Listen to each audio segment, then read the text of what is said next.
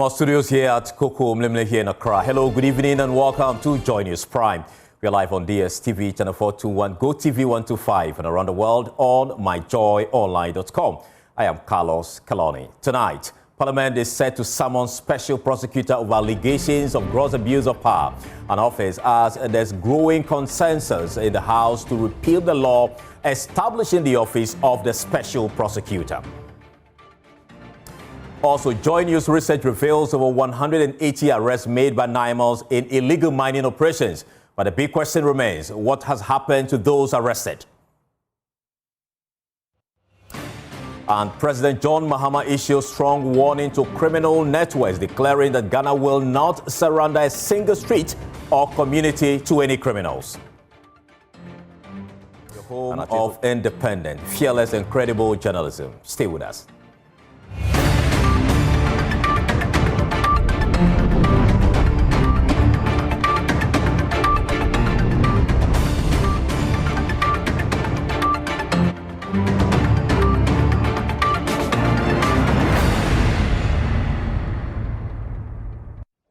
In our first story, the special prosecutor, Kpebu, is said to face parliamentary questioning over allegations of gross abuse of power. Majority Chief Whip Roxanne Nelson, the Pharmaco, accuses Ejebe's office of misusing its authority, citing the arrest of lawyer Martin Kpebu as a prime example.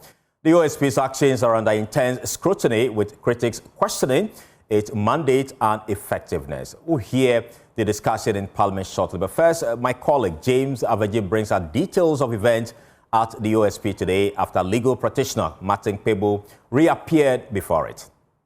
It's been a long day for private legal practitioner Martin Kpebu here at the office of the special prosecutor, where he was invited to attend for the first time and provide answers on his allegation of incompetence and corruption against the special prosecutor. He arrived here at about 10:49 a.m.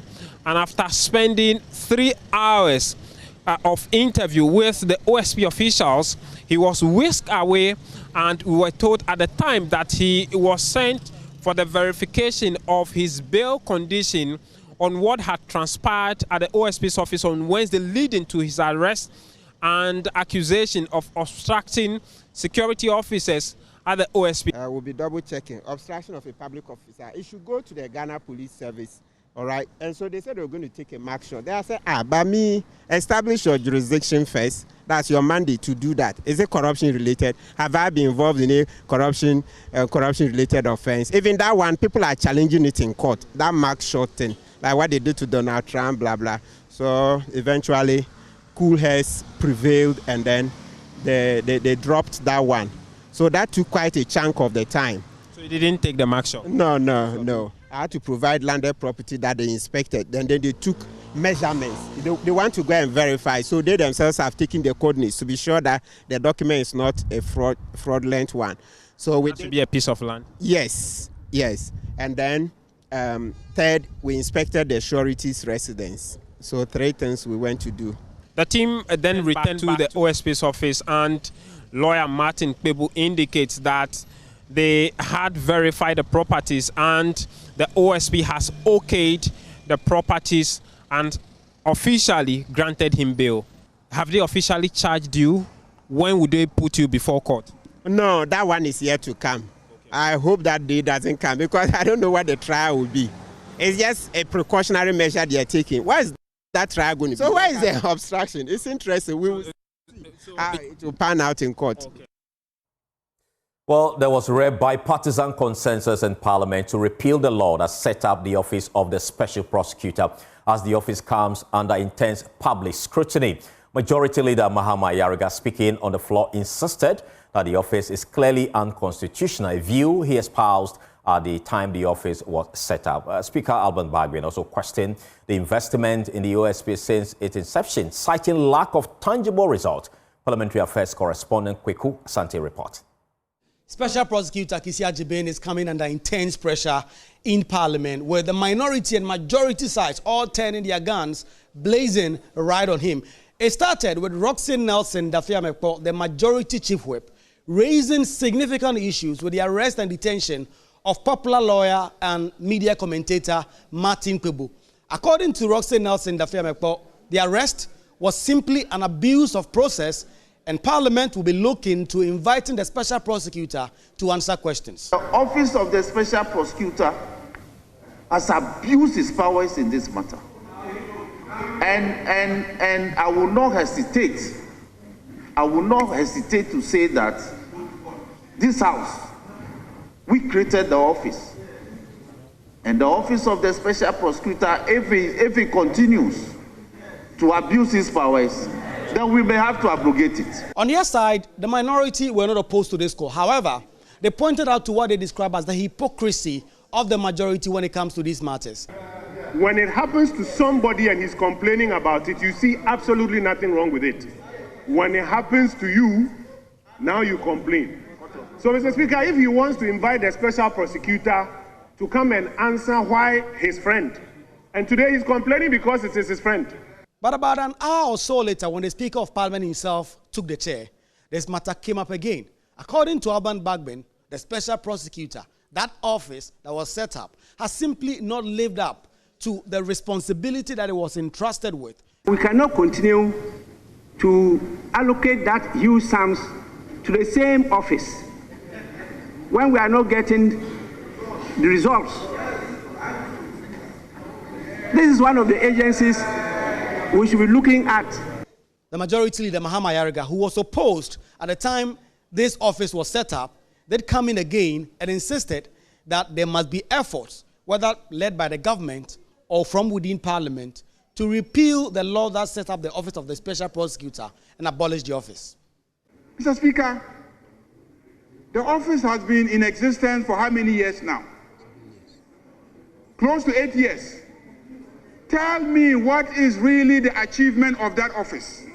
I believe that it is high time that this Parliament reconsiders its decision to approve the establishment of the Office of Special Prosecutor. I think that we should abolish it. Samuel Abujinapo, who is a member of the NPP, says the NDC have the numbers. If they are so minded to do this, they should do so immediately. The political party that opposed the establishment of the office, the member of that political party who opposed it in the 8th Parliament, today majority leader, leader of government business, in the wisdom of the Ghanaian people, they have given them a super majority. In the coming days, we will know whether Parliament will take any steps to abolish the office of the Special Prosecutor. Reporting for Joy News, Kweku Asante, Parliament House, Accra. Well, it's a good time to bring in anti-corruption campaigner Edem Senano. Grateful for your time. Now, the big question that faces us tonight is whether the office should actually be scrapped or it's OSP. I mean, the man who occupies the office rather should be removed. What is your view on this? It seems like not necessarily has to be an either-or situation. First of all, with regard to the office, the situation where you have politicians having a unified voice and speak up, I can tell us something. This office was set up especially because of politically exposed persons who, with impunity, were taking advantage of the state. So it should not be surprising to us where they seem to be fully aligned with the same cabal. It has been said that when you fight corruption, corruption fights back. So it's not too surprising to have this situation on our hands. As to whether the occupant should be removed, I think the facts need to be looked at critically. Has there been a breach of the mandate? Has he acted outside barring the responsibilities given? Has there been overreach in terms of the law?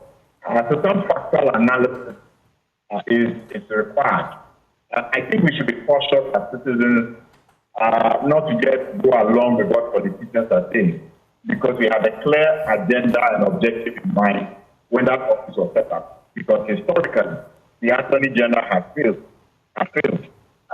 to hold accountable his own peers in government. So this is not a new debate. It's been debated in the past. It is going to be difficult for civil society to align with this kind of trajectory. We are not too surprised by it, but we need to look at the facts and then determine if something has gone wrong, fix it, but don't throw out the baby with the bathwater.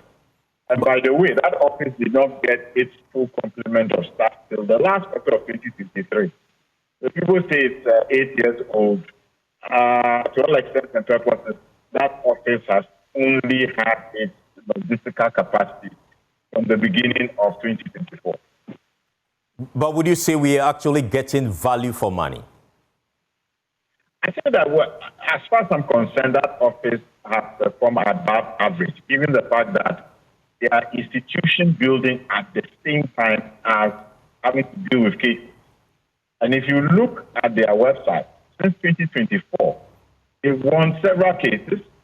The amount of money they save the nation is also stated. So the narrative which we used to have earlier on up to the end of 2023 is not the situation at the moment. It just looks like people are not paying attention to the details. So I don't think that at this stage, when you have an institution that is not comparable with peers like Yoko, Traj, and the rest that have been in existence for a long time, you are now, as it were, establishing offices. So even the upfront investment will be higher in comparison with these other, well-established institutions. So we need to be careful when we're making these comparisons. Right. Thank you so much, Edem Senanu. Well, let's move on to some other story. 42-year-old cattle rancher has been abducted by armed men in Tindugu of the Northeast region. This is the second incident in the area in just 3 months. Let's go to the Northeast region now and speak to my colleague, Eliasu Tanko, for more. Eliasu, what is the background to this particular development? Well, the background is that these kidnappings have been occurring in that particular area, the Yendi Wapuli Ushegu stretch of that particular area. And in fact, this is actually the 4th time since this year such incidents have occurred. The first one occurred in September, another one occurred in October, in November, another one occurred, and this particular incident. On this particular incident, we understand that this man was abducted while he was sleeping under a shed in his house. Armed men raided the community, fired over 15 rounds of ammunition before targeting this man and taking him away. As we speak, there is currently a manhunt launched for this particular man by the residents and the local police in that particular area. All right. Thank you so much for those updates. Well, away from that, President John Mahama has sent a clear warning to criminal networks that Ghana will not surrender a single street, community, or public space to criminals. Speaking after handing over 40 armored vehicles to the Ghana Police Service, he said, to those who insist on disturbing the country's peace, the laws would deal decisively with them. Let me state clearly, our dear country Ghana will not surrender a single street, a community, or any public space to criminals today, tomorrow, or forever. To those who insist on disturbing the peace of our nation, whether through armed robbery, organized crime, illegal arms trafficking, or gang activity, our message is simple. The Ghanaian state is ready. The Ghana Police Service is ready. The laws of this republic will deal decisively with anyone who endangers the safety of our people. Well, President Mahama also commended the police for effectively fighting crime. He said a police detachment will soon be trained on how to use drones for urban surveillance and information gathering. By commending the IGP, the police management board, and all the officers and rank and file of the Ghana Police Service. You're doing a good job.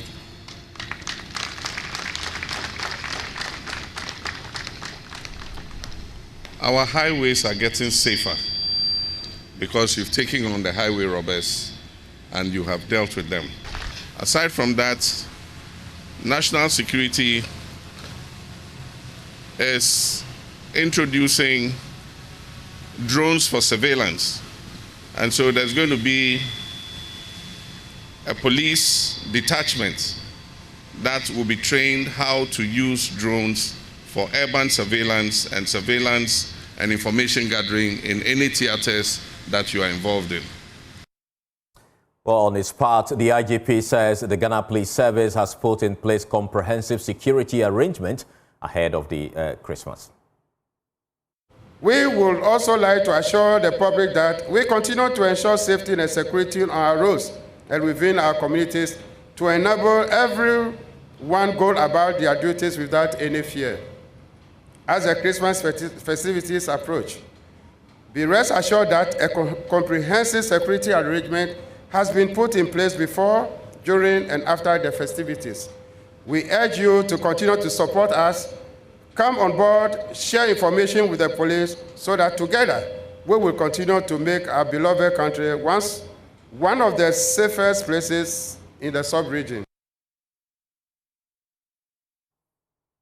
You see what you join is Prime. My name is Carlos Caloni. Stay for more.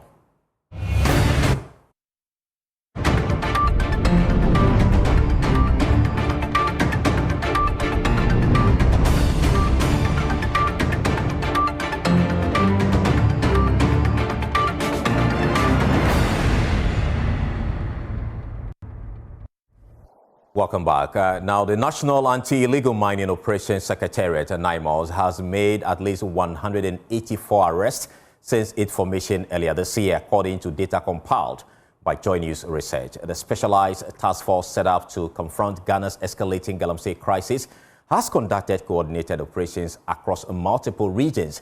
But even as the arrest numbers rise, questions are mounting about the status of prosecutions and whether these arrests are translating into real accountability. Joy News has been analyzing arrest records, regional patterns, and recent disclosures from the 2026 budget to understand what has become of the suspect NIMOS has rounded up. And you have it there on your screen. Since NIMOS' inception, so far, 184 arrests have been made since June 2025. Now, let's look at the monthly arrest breakdown. You see in July, 11 people were arrested, same July 11, and in August, 13 people. And in October, the number jumped all the way to 73. In November, 55 people were arrested, and in this December, 21 persons have been arrested. Now, let's look at the regional breakdown. In the Ashanti region, 35 people were arrested, Eastern, 37, Savannah region 32, Western region 63, and Western North 17. Well, let's bring in a member of the Media Coalition Against Galamsey, Ken Ashigbe. Grateful for your time. Based on these records or these figures of arrests, I want to find out, do you think NIMOS is really tackling the Galamsey menace head on and actually punishing perpetrators? Well, thank you very much. And I'm happy that, Joy News, you've taken this thing up. Bear in mind that when Operation Vanguard started, we also had a lot of arrests, happening all the time. But then you had a situation where even the sitting president was complaining that we had less than 10% prosecutions. We've gone full circle. We're back there again.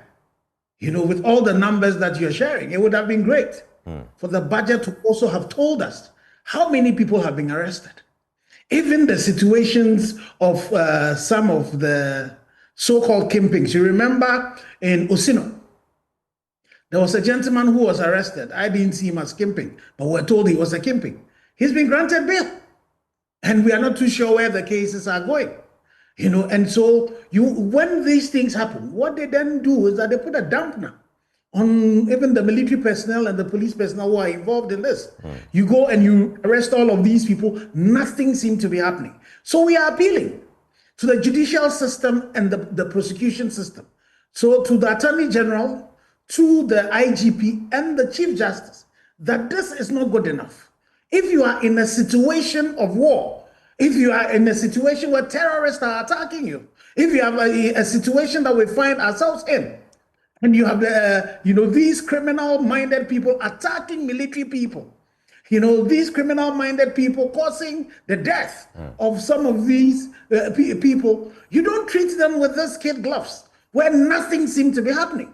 We were hoping, because that's one of the promises that this government has given us of expedited trials. So far as this is concerned, that's not happening. Even Akonta mining, and that one is not 9 months this year. Akonta mining, we started pushing for Akonta mining way back in 2022. The current Minister for Lands and Natural Resources himself then when gathered evidence and all of that. It took forever. So what we are appealing is that if we really want to be able to deal with it, and unfortunately, because we don't seem to be hitting these people hard, in December, you would have thought that, by now, because punishments would have been meted out, people would be running out. But no, you are seeing by the side of the roads, Galamsey is still going on. Water bodies are being destroyed. So we need to appeal to His Excellency, the President, and the Chief Justice that the time has come. If we really want to be able to deal with it, then we should be able to see a more concerted effort. So I would plead with you, multimedia, that we need to go to all of these duty bearers and ask them what is happening. The interesting thing, again, is the fact that we're getting into December. You go back and look at the data, and it's good you're tracking on a monthly basis. It is in December when they know that all of us have gone to holidays and we are doing our stuff. That is why you see the Galamseyers go back and do the things that are showing to us on the screen. So we really appeal to His Excellency, the President, that the window for him to be able to deal decisively with the issues of this environmental criminality is closing. Right. Beyond a particular point, he will not be vying for elections again. He will become a lame duck. It will be difficult to deal with the situations. So he needs to deal with it right now. Thank you so much, Engineer Kenneth Ashigbe. Let's move on. President Mahama has directed the Ministry of Education to review the WASSCE 2025 examiners report to understand the poor performance. Now, speaking at the launch of STEM Box for basic schools, he blamed the decline on years of neglect in basic education. Presidential correspondent Maxwell Agbagba reports. This year's WASSCE results have triggered heightened national concern after recording a significant drop in performance across several core subjects. It has sparked public debate about teaching quality, resource allocation, and the impact of educational reforms. Against this backdrop, President John Mahama has tasked the Ghana Education Service and the Ministry of Education to conduct a thorough analysis of the 2025 examiners report. The aim is to uncover what he says may have gone so disastrously wrong and to craft urgent reforms to prevent further decline. Speaking at the national launch of STEM Box for basic schools, the president linked the poor results to years of neglect at the foundational level. I was speaking with the minister and I've asked them to do an analysis of the examiner's report to try and decipher what could have gone so disastrously wrong. It is mind-boggling that with the same teachers, the same factors in play, just from one batch to another, one batch, does so disastrously. And so we need to get to the bottom of it. But it also emphasizes the issue of foundational learning. One of the major things that has taken place in the last several years is the neglect of basic education. Inability to send the capitation grants, ensuring that we have quality teachers at the foundational level, at the basic level, because it is that level that prepares the child for secondary and tertiary education. And once you don't get that level right, you will just send the child through a conveyor belt like a factory. President Mahama stressed that strict invigilation is here to stay and urged parents and schools to ensure that students adequately prepare. Vigilance is not going to go away. Strict invigilation is not going to go away. And so we must make sure that the children are well prepared to, on their own, be able to study and pass the exams that are waiting for them. In his speech, Education Minister Haruna Iddrisu said when students perform well in exams, they take the glory. But when they fail, the public blames the minister and the government. He said they are studying the results and will respond appropriately.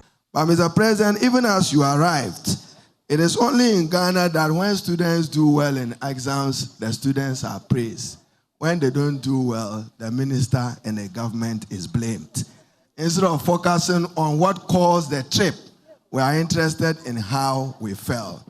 We are currently reviewing the examiner's report on the West African Senior Certificate exam, and as and when it's necessary and appropriate to respond, we will respond adequately and satisfactorily. If we so get the Get Fund Amendment Act, which is currently before Parliament passed, under your guidance and leadership and to your enduring legacy as President of Ghana, all learners with special needs in Ghana from January 2026 will enjoy free education as part of President Mahama's quest to expand education to marginalized, deprived, vulnerable people. Well, Fulani community leaders are urging President John Mahama to fulfill his campaign promise to tackle discrimination and improve relations with local authorities. They cite recurring harassment by security personnel, limited access to citizenship documents. Elias Otanko has more.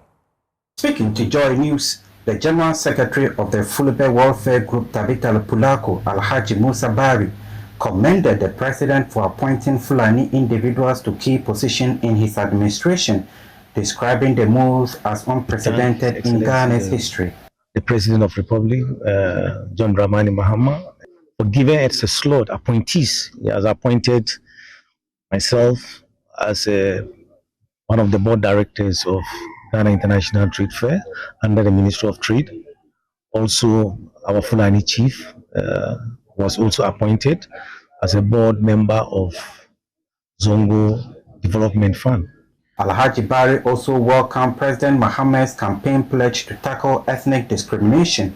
However, he maintains that months into the new administration, meaningful change is yet to materialize. Challenges about the discrimination is still going on, and then denial of citizenship. He further appealed for the ongoing constitutional review process to clearly define the citizenship status of Fulani people in Ghana. I'm telling you, it's very real, and then we are just reminding him.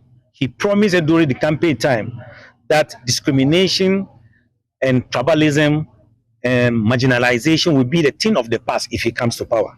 So it's an appeal to him. Now we are appealing to him. He should put focus. The amendment that they are going to do in the Constitution, he should interpret the Citizenship Act. Who is a Ghanaian? That is what we wanted to ask. Haji Bari warned that failure to address the discrimination and marginalization faced by Fulani and other minority groups could create insecurity similar to what is currently unfolding in parts of the Sahel. I think this discrimination, we should take a clue with our neighboring countries. That is Nigeria. About this Boko Haram is about discrimination and marginalizations. Burkina Faso is facing the same thing. Niger is facing the same thing. Mali is facing the same thing. So we have, this is a security issue that the government have to look into. For Joy News, Elias Sutanko reporting. Let's now shift our attention to health, because Ghana Health Service says it is committed to making healthcare accessible and responsive to persons with disabilities in the Ashanti region. Regional Director Fred Adomako says all facilities will offer sign language services for persons with hearing impairment by June 2026. Ohimi Tewia reports. Over the past year, the Ghana Health Service has sustained disability-friendly facilities by improving accessibility in selected health centers while training frontline workers on disability-inclusive care. Caregivers are trained to respectfully communicate and ensure non-discrimination as the service expands community-based rehabilitation and outreach services to reach persons with mobility barriers. Ashanti Regional Health Director Dr. Fred Adomako revealed the efforts are important as the Directorate strives to build an inclusive health ecosystem that will give all manner of persons the chance to live a healthy and dignified life. Dr. Adumako Boateng told a World Disability Day event at Kumasi Chesha Home that Ghana Health Services has incorporated disability into maternal, child and mental health as well as non-communicable disease care. The Directorate has taken concrete steps including strengthening disability-friendly facilities and improving accessibility in selected health centers. Now, any facility of our own that you go, we have a disability desk manned by a person. Meanwhile, the Ashanti Regional Psychiatrist, Dr. Francis Opon, is unhappy that sections of the Disability Act passed in 2006 have still not been enforced. It is a very good act. It protects their human rights, enhances their well-being, but however, enforcement has been a challenge. There was a time ago that the 3% District Assembly Common Fund that should be distributed to persons with disability within the various districts and municipalities were not being dispersed. It has a nice quote. It's in the law. It's a good thing. But however, it wasn't being dispersed. This year's World Disability Day is under the theme Fostering Disability Inclusive Societies for Advancing Social Progress. Ahimin Temia's report for Joy News. Well, still in the Ashanti region, the Driver and Vehicle Licensing Authority has opened a new office in Ibuakwa and Bonre to ease pressure on Kumasi service centers. The move is part of a nationwide strategy to bring services closer to underserved communities. Jude Fiagbe reports. Newly commissioned Ibuakwa and Bonre service centers constructed through public-private partnership arrangements are expected to significantly reduce long travel times for residents who previously had to commute to central Kumasi for routine licensing activities. DVLA officials say the facilities will improve efficiency, streamline service delivery, and support the authority's broader agenda of ensuring accessibility for all road users. The authority has decided to, as a matter of strategy, to make its services accessible to the general public. And so this is one of the ways the authority is using to come into private partnership with some individuals, citizens of this country, to make provision for offices that would help open up the services that authority offers to the public. Ashanti Regional DVLA Manager Jerry Afablo said the authority is committed to maintaining high professional standards while ensuring that licensing processes are easy, accessible, and effective for all road users. If it has to take you 100 cities to come to Kumasi office to renew your license for 81 cities, then you realize that it's not motivating. It doesn't make sense. So the authority has identified these gaps and is trying to bridge this gap by coming into partnership, so that we can open up more offices, make them closer and accessible to the general public.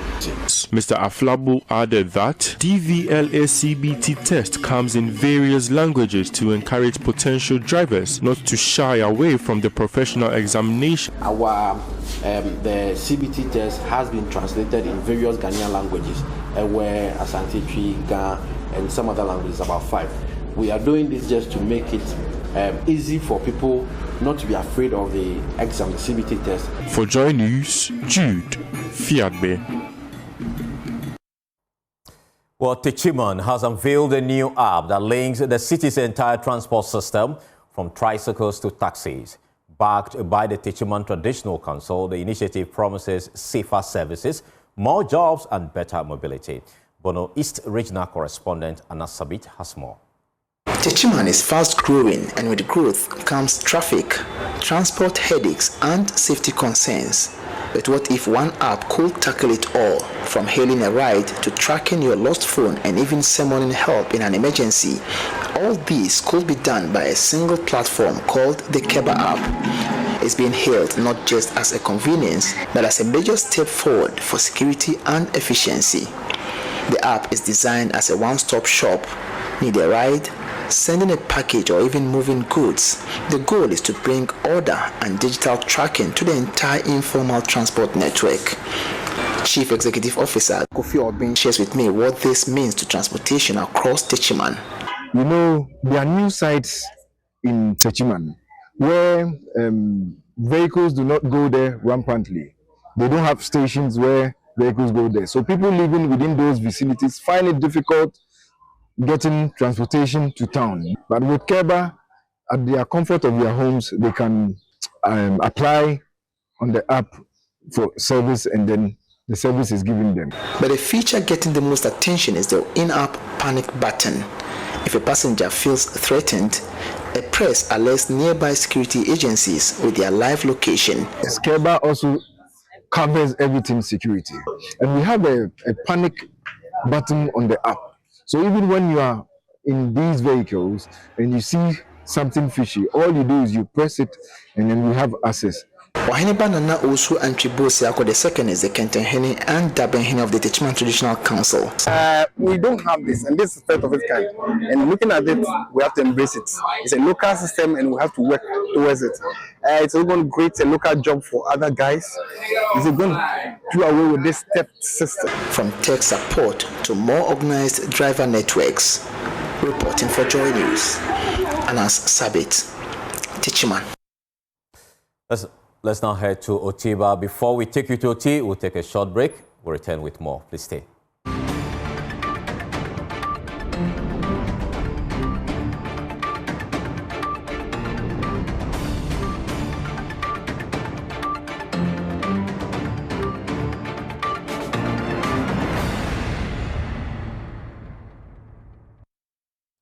Welcome back. Let's now go to the Oti region because the Regional Director of National Disaster Management Organization is calling for psychological support for students affected by Tuesday dormitory fire at Kpebu Asato SHS.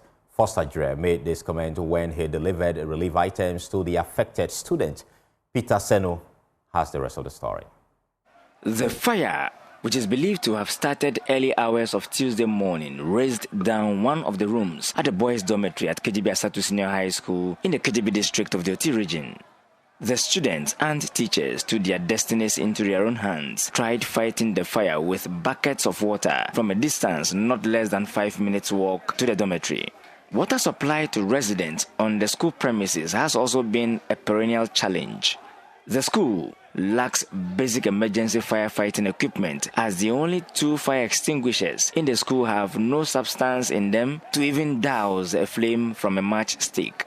The male students who initially took charge of the situation were overwhelmed by the heat and the smoke during the initial stages of the fire. Most of them had passed out and had to be rushed to the various health facilities. Duty Regional Minister John Kwadwo Japon, who later visited the school, mentioned a few projects to be carried out by his government in the school.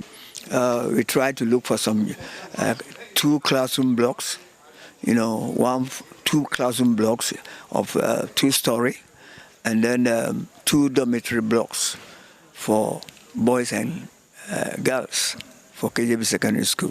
So today we are talking about only Kpebu, only to be told later that there is fire outbreak in the school that we were talking about. The temporary abandoned boys' accommodation facility, he said, would be completed to prevent the current congestion in the school. We are happy, the budget has been read. They are talking about budget, and sooner or later this financial clearance will come to pass, and we hope that a lot of things will be done for us. Oti is a new region. We came and met a lot of bad things, very bad things, and we need to, work on them gradually, one after the other. The minister later interacted with students of the school, encouraging them to take their lessons seriously. Peter Senu for Joy News.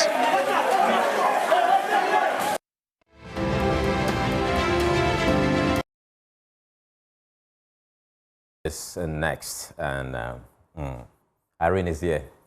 Good evening. Good evening, what's up? Ooh, looking smart as usual. Yeah, I love you. 10 plus 10 minus nothing. See. Anyway, what do we have tonight? All right, so today we want to turn the light on someone who has undoubtedly contributed to the success story of Joy FM. If you are talking about Joy FM, his name cannot be left out. I'm talking about the godfather of radio, Tommy Annan-Forson. Of stations, and before Ghana had the wide media universe we enjoy today, there was only one station carrying the dream, Joy FM. And in those early days of private radio, nothing was guaranteed. If Joy FM hadn't found its footing in those early days, the story of Adom FM, Hits FM, Love FM, Inshura FM, Asempa FM, Joy Prime, Joy News, Joy Learning TV, and other non-multimedia channels might never have existed. What's up, people? What's up? What's up? What's up? We're back from a great holiday. So the voices that shaped Joy FM weren't just presenters. They were pioneers holding up the foundation of an empire. And at the center of that foundation was Tommy Annan-Forson. Tommy didn't come to Joy FM to simply host a show. He brought a sound that helped Joy FM win the trust of a new kind of listener, and one that quietly defined what good radio should feel like in Ghana. But Tommy's influence didn't end behind the microphone. As the industry expanded, he shifted into a new role as mentor, trainer, and cultivator of talent. Through his radio broadcasting academy, he taught hundreds of young presenters how to think, speak, and carry themselves on air. And now, because of him, we have a generation of broadcasters across multimedia channels and beyond. So if you're ready, I'm ready for our first story. Are you ready? In some day. And I'm sure there's been a lot about this whole Akosombo Dam spillage at Mepe. Imagine if Joy FM has stumbled in those early days. If that single frequency carrying a dream had faded, many of the voices we celebrate today might never have emerged. The industry wouldn't be what it is today. As the proverb says, he who plants a tree under whose shade others will sit has lived a life worth living. And that is exactly what Tommy Forson did. So today on Showbiz Spotlight, we honor not just a presenter, not just a teacher, but a pioneer whose fingerprints are woven into the entire story of Ghanaian broadcasting. Because if you try to tell the story of Joy FM, or the rise of multimedia, or the evolution of private radio in Ghana, you will always arrive at one name: Tommy Annan-Forson, the godfather of radio. Tommy Annan-Forson. Tough. The best to ever do it. I think he's one of the personalities who defined modern broadcasting. And as a man who didn't want to keep all the knowledge to himself, set up Rabbit F and trained some of us as well, who learned, under his feet. And really, all the knowledge that he imparted in us are the things that have been the bedrock and the blueprint that we've carved our careers with. So this is to celebrate a man who has defined modern broadcasting here in Ghana, who continues to be a pillar and someone that some of us look up to. So thank you so much, Tommy Annan-Forson. God bless you so much, and we celebrate you today. All right. Interesting. That's beautiful, right? Yeah, very Because he paved the way for you and me. Yeah, I actually used to listen to him. Oh. Oh, yeah. It's one of my favorites, actually, on radio. Okay. He doesn't make a lot of noise on air, But when he speaks, yeah, you know that it's powerful voice. All right. So, that was supposed to be all, but I want to announce an event that is coming up tomorrow. We are still in December. I'm inviting So far, yesterday we had two. Today you're adding one. Yeah. Okay, let's see. So this is Coming First. Kinky Party. Just come to Adabraka because they are having a Coming First tomorrow from morning till mommy calls. December is here and the city is buzzing with celebrations, from holiday parties to year-end hangouts. Ghanaians are getting ready to close the year with fun and food. Among the exciting event lineup is the first ever Coming Fest, set to take place this Friday, 5th December in Adabraka. Coming Fest, Kinky Festival. So Coming Fest is a food that brings people together to have fun and enjoy our Ghanaian local dishes. Okay. Yeah. So it's happening when? 5th December at Adabraka, behind the police station or close to CFM. Expect good food, good music, performance, games, and a lot of things. And it connects to new people, make friends, and you don't know, you can meet your husband and your wife there. While the Kinky special menu served with different proteins is paid for, everything else is free. The Kinky is not free, but no tickets, nothing. Just come and have fun and eat good Kinky. And I promise my Kinky is the best. Any amount that you have, you can even grab kinky. So I'm not taking any tickets. Just come and buy your kinky, free drinks, and have some of sponsors that anything you buy, it's free. With the first edition of Comifest, the team hopes to create a space for friends and families to connect, enjoy delicious food, and celebrate the spirit of December. So we have live performance, we have game, and some of the sponsors are giving us packages that when you win the game, we are giving out prizes to the people that will be performing. Yeah. So whether you are a kinky fan or just looking for a fun way to kick off the festive season, Adabraka is the place to be this Friday for the Comifest. Food, music, games, and endless fun all in one spot. All right, Carlos, are you coming? This one is free food. I'll eat. I like. Do you eat kinky? A lot. Oh, you love? Yeah, I love kinky. What are the proteins? Maybe some egg and some, yeah. So you should be there too. Yeah, I'll be there. I'll go with you. All right. All right. That's all I have for you. Well, that's all we have time for. Kindly log on to myjoyonline.com for more story. Pius Kujobaka is up next with Prime Business. Bye-bye.